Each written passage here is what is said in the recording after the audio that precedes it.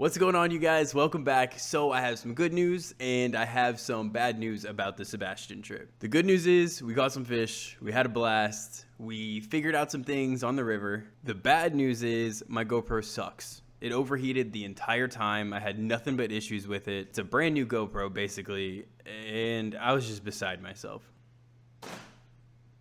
So what we're gonna do, I'm gonna do half instructional, half showing you guys what's going on, and then we're gonna go from there. Other than that, I'll be back fishing in Tampa. I got a couple new spots I wanna hit. I'm going Sunday and I'm going Thursday. One or both of those days, I should be able to make a pretty good video back to the normal scheduled programming.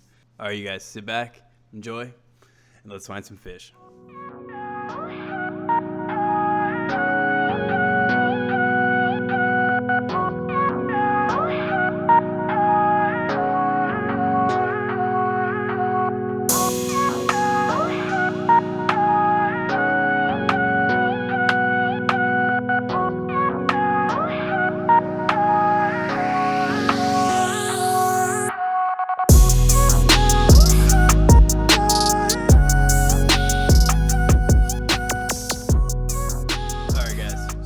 First thing that I learned about the Sebastian River on our trip is that it is full of tarpon. We would wake up in the morning, every single morning, and we would go and we would get out on the water. And we were out on the water, we would literally see tarpon from all different sizes just rolling over and over and over again, mainly out in this middle part of the river. Now, these tarpon out in the middle of the river were uninterested in eating. I think they were either moving around, not hungry, or they're just being tarpon because tarpon are dicks.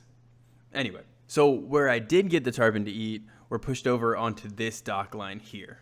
So I would basically wait until I saw a splash or something else like that while I was cruising this dock line, and I would throw either a mullet, a live mullet, or I had a topwater plug too that they came up and took some swipes at.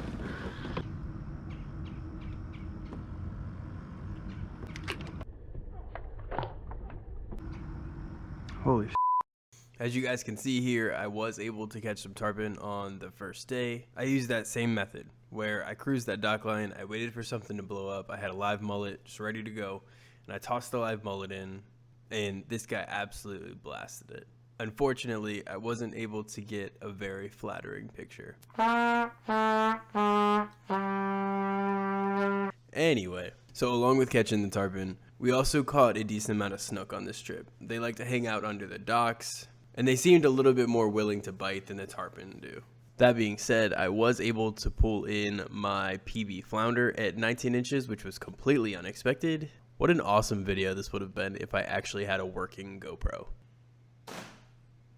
And I caught that flounder on a wall over here that had some corrugation on it right here. There was also a lot of other fish under this dock. I know the fish like to hug that corrugation and use it as a chance to ambush prey, but this is definitely one of the hot spots that we found in the river for fish to sit on. And the last and maybe most important thing we learned was that this point right here is by far the best spot to catch pretty much anything.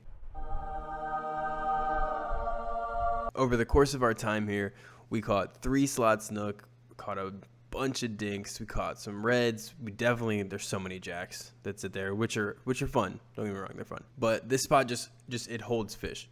It's a really good spot if you catch it at the right time. And what we were doing, we were coming over here right as the sun was setting, and we were getting on fish every single night. I actually have some decent footage of that, which is awesome, that I'll show you guys now. Sure.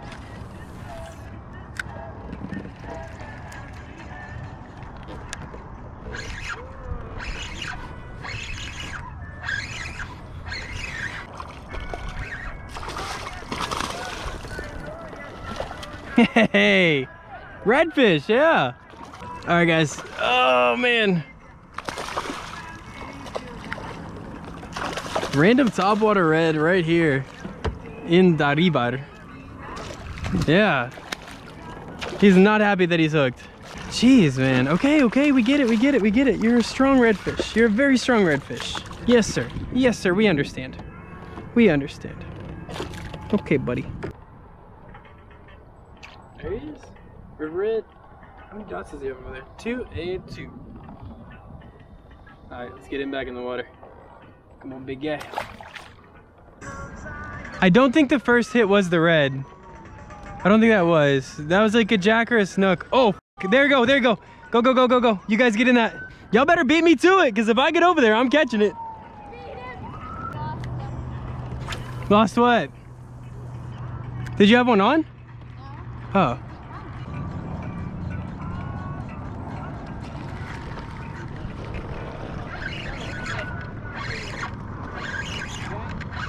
I don't know. It's got head shakes.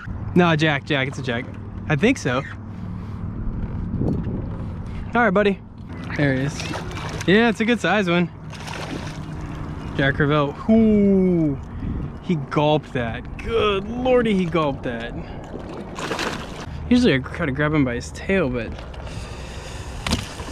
All right, you still got my topwater plug in you, buddy. All right, this is about to get mildly graphic, so if you're a little squeamish or you don't want to see a dude get a hook through his finger doing something really stupid, maybe don't watch the next part. Topwater plug in you, buddy. So we got to get that out because you absolutely destroyed that.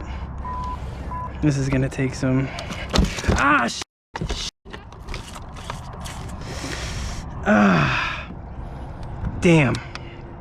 That hurt, you guys. God, dog, that hurt. I'm so glad that wasn't a treble hook, dude, because that could have been 1,000 times worse, but God, that hurt. Whew. Okay. Oh. Damn, you got me good. Whew. Okay. Jack Crevalle. There he is, you guys. And he's got my blue. Yeah, so let's never do that again. That was one of the dumbest things that I've done fishing. But just a little recap. It was tough fishing out there this time because the water quality was just not anywhere near as good as it was last time we were out there. But we were still able to catch some fish, which was awesome. We caught some snook, we caught some tarpon, etc. We had a good time. The places that we were seeing the most fish were pushed over around these docks, and then this point was just, this was awesome. So that'll about do it. I hope you guys enjoyed. As of me recording this, I contacted GoPro's customer service and they are sending me a new one, but it won't be here for a month. So right now I'm just going to use my new DJI Osmo Action and see how that is. We will be back in Tampa, back doing normal fishing in a couple days. So I will see you guys then. Thank you for watching. Get out there. Don't get skunked.